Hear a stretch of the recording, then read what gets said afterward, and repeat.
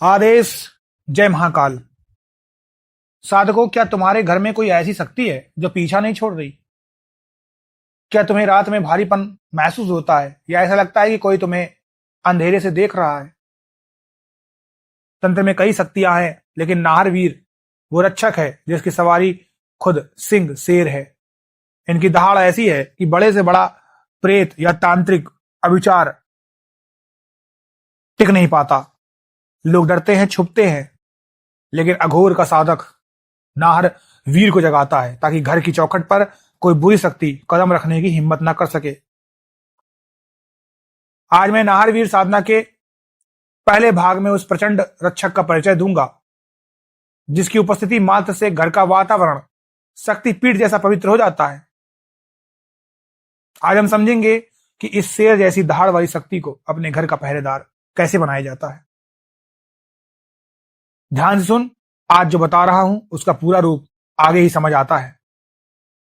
साधकों, नाहर वीर अघोर पंथ और ग्रामीण तंत्र के वो शक्तिशाली वीर हैं जिन्हें हनुमान जी और भैरव जी का अंश माना जाता है। नाहर का अर्थ होता है शेर। इनका स्वभाव एक रक्षक का है, लेकिन जो लोग तुम्हारे घर या परिवार का बुरा चाहते हैं उनके लिए ये साक्षात विनाशक है। जब कोई बाहर की बुरी नजर या गंदी विद्या तुम्हारे घर की ओर बढ़ती है तो नाहर वीर की ऊर्जा एक अभेद दीवार बनकर खड़ी हो जाती है।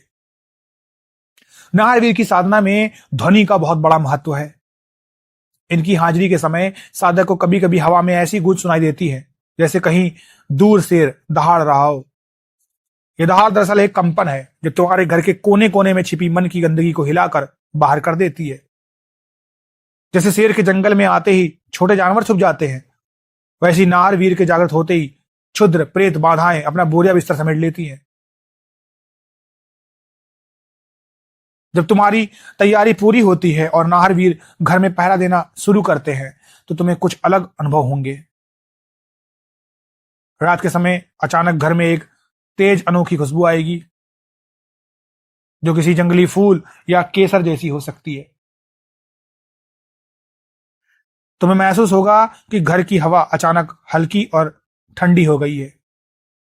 अगर घर में कोई प्रेत बाधा थी तो अचानक घर के बर्तनों के गिरने या अजीब आवाजों का आना बंद हो जाएगा। नाहर वीर को बुलाने से पहले अपने स्थान को शुद्ध करना पड़ता है। अघोर में हम किसी मजबूत नींव के बिना घर खड़ा नहीं करते। इसके लिए तुम्हें अपने दोनों भवों के बीच की जगह पर ध्यान लगाकर नाहर वीर का आह्वान करना होता है। सात्विक भोग और श्रद्धा उनकी सबसे बड़ी शक्ति है। नाहर वीर को साफ सफाई और अनुशासन बहुत प्रिय है। जिस घर में पवित्रता होती है वहीं ये वीर स्थायी निवास करते हैं। नाहर वीर की शक्ति प्रचंड है, इसलिए साधक का मन साफ होना चाहिए। अगर तुम किसी का बुरा करने के लिए इन्हें बुलाओगे तो ये शक्ति तुम्हें ही नुकसान पहुंचा सकती है। देखो, नाहर वीर धर्म के रक्षक हैं। उनकी साधना में झूठ बोलना या किसी को धोखा देना वर्जित है। जब तक तुम सरल और सच्चे रहोगे, नाहर वीर एक साए के तरीके से तुम्हारी और तुम्हारे परिवार की रक्षा करेंगे। यहां पर लोग सबसे ज्यादा गलती करते हैं, असली तरीका आगे ही समझ आता है।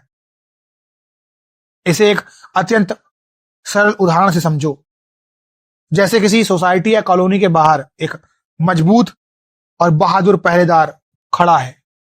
जब तक वो पहरेदार डंडा लेकर गेट पर खड़ा है, क्या कोई चोर या अनजान आदमी अंदर आने की हिम्मत करेगा? उत्तर होगा बिल्कुल भी नहीं। उस पहरेदार की वर्दी और उसकी रोबीली आवाज ही चोरों को दूर भगाने के लिए काफी है।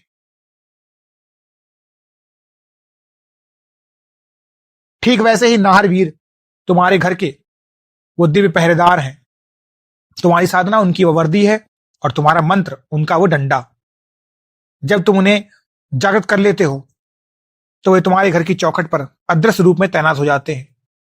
फिर चाहे कोई कितना ही बड़ा तांत्रिक क्यों ना हो या कितनी ही पुरानी प्रेत बाधा क्यों ना हो, वे नाहर वीर की उस शेर वाली दहाड़ के आगे टिक नहीं पाएंगे। साधकों, आज जो बताया वो सिर्फ संकेत है। समझने वाले यही नहीं रुकते, जो आगे बढ़ना चाहते हैं उनके लिए अगला चरण भाग 3-4 केवल सदस्यों के लिए खुला है। निर्णय तुम्हारा है। आदेश आदेश आदेश। जय महाकाल।